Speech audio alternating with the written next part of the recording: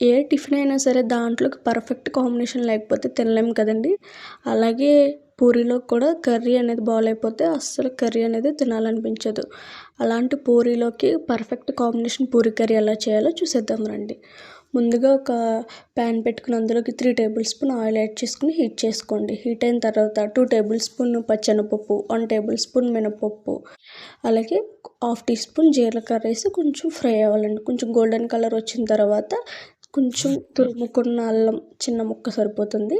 అలాగే 2 ఎండుమిర్చి, ఇవి కొంచెం ఫ్రై అయిన తర్వాత అల్లం పచ్చివాసన పోయిన తర్వాత ఇంకొక కారం కోసం 2 పచ్చిమిర్చి, అలాగే 1 కప్పు ఇలా ఆనియన్స్ అనేవి పొడుగ్గా వేసుకున్నాం. ఇందులో చిన్న ముక్కల కంటే కూడా ఇలా పొడవుగా కట్ చేసుకుంటేనే టేస్ట్ అనేది బాగుంటుంది. ఇందులోకి ఆనియన్స్ అనేది కర్రీలోకి చాలా బాగుంటాయి. ఎక్కువ వేసుకుంటేనే మనకి టేస్ట్ అనేది బాగుంటుంది. ఇక్కడ ఆనియన్స్ అనేవి తొందరగా ఫ్రై అవ్వడానికి కొంచెం సాల్ట్ అనేది యాడ్ చేశాను. ఇప్పుడు మనకి ఇవి బాగా ఎక్కువ ఫ్రై అవ్వాల్సిన అవసరం లేదు. కర్రీలోకి కొంచెం ఫ్రై అయితే సరిపోతుంది. ఇవి ఫ్రై అయిన తర్వాత దీంట్లోకి ఒక గుప్పెడు కరివేపాకుని కూడా యాడ్ చేసుకోండి. నాకు దేంట్లోకైనా కూడా కరివేపాకు వేయడం చాలా ఇష్టం. ఏ కర్రీలోకైనా దీంట్లోకి కూడా బాగుంటుంది. అలాగే ఇక్కడ నేను 1/2 కప్పు బఠానీ వేసుకుంటున్నాను.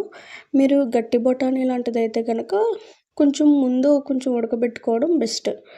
అలాగే దీనికి టేస్ట్కి సరిపడగా ఉప్పు, కొంచెం పసుపు ఎక్కువే పడుతుంది దీంట్లోకి పసుపు. అలాగే ముందుగానే ఉడకబెట్టుకుని ఒక బంగాళదుంపని స్మాష్ చేసుకుని అది కూడా యాడ్ చేసుకుంటాను. ఇప్పుడు ఈ పసుపు, ఉప్పు అంతా కూడా ఈ వెజ్జెస్ అన్నిటికి బాగా పట్టేటట్టు ఒకసారి మొత్తం బాగా కలుపుకోండి.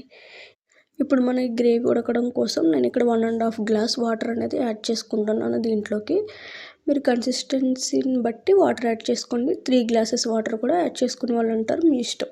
ఇప్పుడు మూత పెట్టుకుని దీన్ని ఒక 5 మినిట్స్ ఉడికించుకున్న తర్వాత దీనిలోకి 2 టేబుల్ స్పూన్ శనగపిండి తీసుకుని ఒక హాఫ్ చెక్క నిమ్మరసాన్ని కూడా పిండుకుని ఇప్పుడు దీన్ని అందులోకి యాడ్ చేసుకోవాలి. ఇది వేసుకున్న తర్వాత బాగా కలుపుకోవాలి. ఎందుకంటే కలపకుండా అలా వదిలేస్తే ఉండలు కట్టే అవకాశం ఉంటుంది. మీరు ఇక్కడ గ్రేవీ కన్సిస్టెన్సీని బట్టి వాటర్ యాడ్ చేసుకోవాలి. మేము కొంచెం థిక్గానే ఇష్టపడతాం కాబట్టి ఇలా చేసుకున్నాము. మీరు ఇంకా లూజ్ కన్సిస్టెన్సీ కావాలనుకుంటే మీరు వాటర్ యాడ్ చేసుకున్నప్పుడే 3 గ్లాస్ వాటర్ యాడ్ చేసుకుని అప్పుడు మీరు టేస్ట్ కూడా ఉప్పు గట్ట సరిపోయిందో లేదో చూసుకుని అప్పుడే యాడ్ చేసుకోండి. ఇప్పుడు ఎంత ఈజీ అండి. పూరీ కర్రీ చేయాలంటే అది వస్తుందా లేదా, టేస్ట్ బాగుంటుందా లేదా అని ఏం ఆలోచించక్కర్లేదు. ఇలా ట్రై చేసి చూడండి, చాలా బాగుంటుంది. పూరీలోకి పర్ఫెక్ట్గా ఉంటుంది. ఇది ఎంతసేపు అయినా చల్లారినా కూడా అస్సలు చిక్కబడదు. మనం ఎలా వండుకున్నామో అలా ఉంటుంది. నేను చెప్పిన ప్రాసెస్లో చేయండి.